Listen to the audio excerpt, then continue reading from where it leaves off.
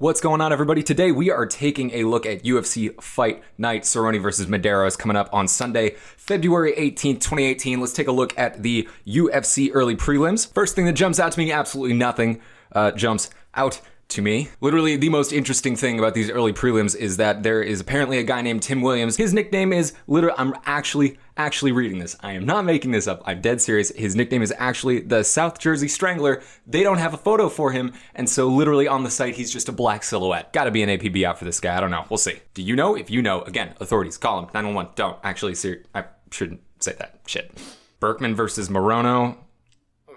Brandon Davis versus Steven Peterson. Peterson, I believe, is from Dana White's Tuesday Night Contender. Let's move on to the prelims on FS1. Again, who? Joby Sanchez. Again, another black and white stand-up photo. So I would assume, again, that means he was on DWTNCS. Dana White's Tuesday Night Contender Series. DWTNCS. Yeah. I got it. And then the headliner on these prelims is Diego Ferreira versus Jared Gordon. God, I feel bad. I'm not like a super hardcore, like I'm not like a crazy sort of Caposa type, really drill down deep in, but I watch enough. You know, like I read my stuff, I read my shit, I know my shit, I think. Or at least I'd really like to think so. I got Fight Pass literally right after the Tuesday Night Contender Series came out, so I have no clue who any of these guys are. Those to me would seem to be the most interesting bouts in the card, just to see how those guys do when they do make the step up or make the return. But I've never seen them fight, so I just have no frame of reference for how any of that, would go. So moving on to the FS1 main card, the first fight, Super Sage Northcutt versus a guy named Thibaut Goudy. Shout out to French MMA fans. It's still illegal in France, which is a shame, but it does mean that French talent wants to come over and fight in the US, which I'm super good with. They're fun. Sage looked great in his fight at UFC Norfolk, and I think everybody is just super interested in seeing how it is he develops and progresses into the future. Super young. How old is Super Sage? That dude is 21. What are you doing? Because what I'm doing right now is making YouTube videos in my fucking room. Moving on, we got Jessica Aguilar versus Lavinia Souza. Not too much else to say about this one, really. I'm definitely looking forward to seeing Aguilar back in the octagon, but next up, we got Thiago Alves versus Curtis Millender. The last time I saw Alves fight was, I think, at UFC 210 against Patrick Cote. Cote?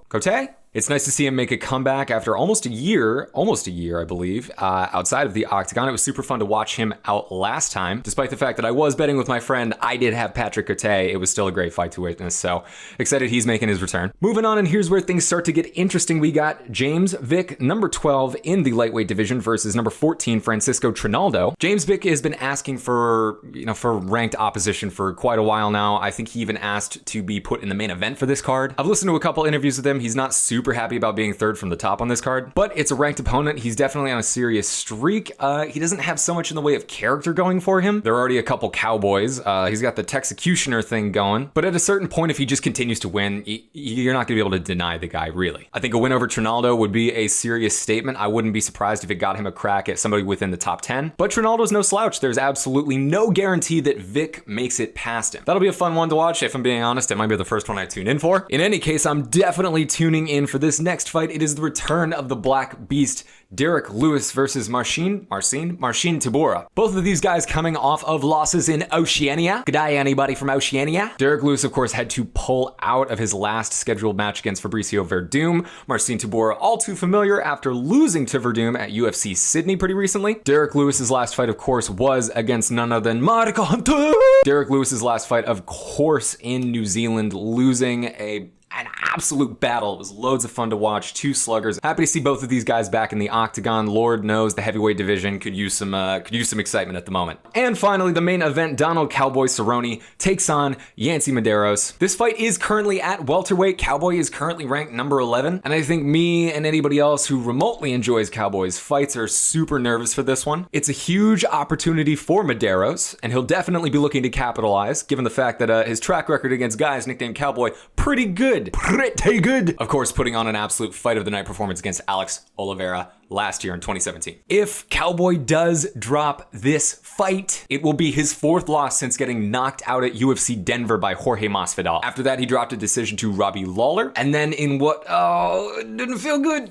Didn't feel good. Of course, getting knocked out in brutal fashion in Dansk, Poland by surging prospect Darren Till. Oh, I really don't know what to expect. If I'm being honest with you, this is one that I definitely don't want to see anybody lose. But that's the nature of the octagon. That's the nature of this sport. Somebody's got to go down, and I could not tell you which way my heart is leaning at the moment. Everybody on this card definitely gets my respect for stepping into the octagon and being willing to throw down. But if I'm being honest, this is definitely one that I would recommend probably tuning into halfway through the main card. Now that I've shat on this card, there's definitely going to be a fight of the year contender, I'm positive. Regardless, I will be back next week, potentially to talk the fights, but definitely to preview the upcoming Emmett versus Stevens match. Regardless, that does it for me, guys. Again, I am Chris, and I will catch you guys later. Peace!